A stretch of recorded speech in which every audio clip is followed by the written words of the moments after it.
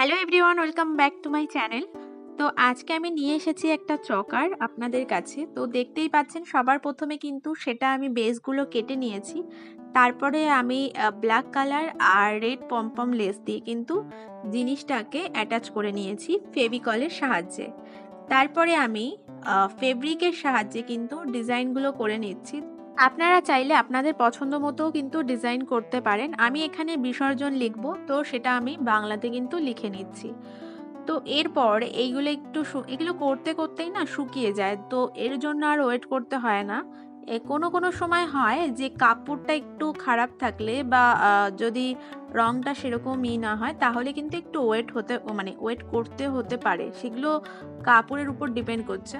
ডিজাইনটা হতে থাকুক, আর তার সাথে একটা কথা জানানোর, যারা আমার ভিডিওটি ফার্স্ট টাইম দেখছেন তারা পেজ থেকে দেখে থাকলে পেজটিকে ফলো করে নেবেন।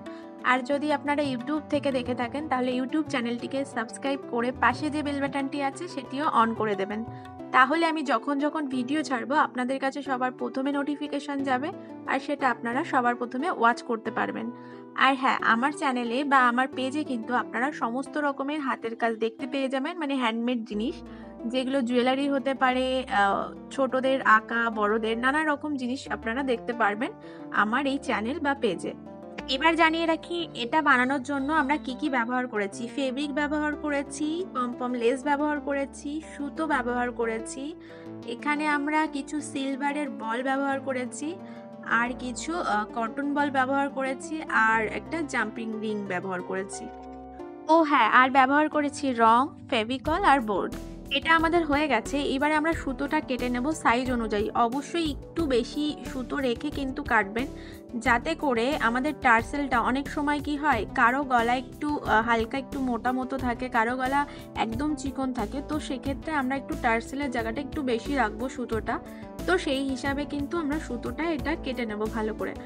এবার এই বিসর্জন কিন্তু আমরা তিনটে বানিয়েছি, যেই তিনটের মধ্যে একটা আমাদের চকার হবে যেটা গলার, আর দুটো কিন্তু ইয়াররিংসের জন্য হবে। যেটা আমাদের চকার হবে তার দুপাশে যদি আমরা কোনো কিছু লিখে থাকি, যেটা আমি লিখেছি বিসর্জন, যেহেতু এটা লেখা সেই জন্য আমরা দুপাশটা ভালো করে দেখে নেব লেখাটা। তার দুপাশটায় আমরা দুটো ছিদ্র করব, যেটাতে আমরা কিন্তু রিং অ্যাড করব। এবার রিং অ্যাড করা হয়ে গেলে আমরা যেই সুতোগুলো কেটে রেখেছিলাম সেই সুতোগুলো কিন্তু আমরা সুতোটাকে ফোল্ড করে দেন মিডিল পোর্শনটাকে এই রিংয়ের মাঝখানে আমরা কিন্তু অ্যাটাচ করে নেব। দেন হয়ে গেলে আমরা এর মধ্যে যে কটন বলগুলো রয়েছে সেগুলো কালার কম্বিনেশন অনুযায়ী, অনেকে আছে একটু ম্যাচিং পছন্দ করেন, তারা কিন্তু কালার কম্বিনেশন অনুযায়ী কিন্তু এর মধ্যে সেই বলগুলো ভরে নেবেন। তো মানে কটন বলগুলো, তারপরে আপনারা যেভাবে আমি করছি ঠিক সেইভাবে করবেন। আর লাস্টে যে সিলভার বলগুলো রয়েছে সেগুলো দিয়ে কিন্তু আপনারা একটা গিট করে নেবেন। এইভাবে চকারের একটা সাইড হয়ে গেলে আমরা কিন্তু অপর সাইডটাও কিন্তু সেমভাবে ভরে নেব। এবার আপনারা যেই হুকটা ব্যবহার করবেন বা যেই পিনটা ব্যবহার করবেন সেটা আপনাদের পছন্দ মতো। যেরকম অনেকেই আছেন যারা স্টাডে পছন্দ করেন ইয়াররিংস পরা, আর অনেকেই আছেন যারা হ্যাঙ্গিংয়ে পরতে ভালোবাসেন, তো সেই হিসাবে কিন্তু আপনারা পিনটা জোগাড় করবেন বা পিনটা কিনে নেবেন। কারণ যেইভাবে আপনারা পরতে ভালোবাসেন সেইভাবেই কিন্তু আপনারা ইয়াররিংসটা তৈরি করবেন, না হলে পরতে পারবেন না।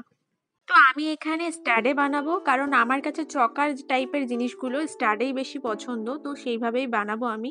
আপনারা দেখতে পারবেন আমার ফটোতে কিভাবে আমি জিনিসটা ক্যারি করেছি।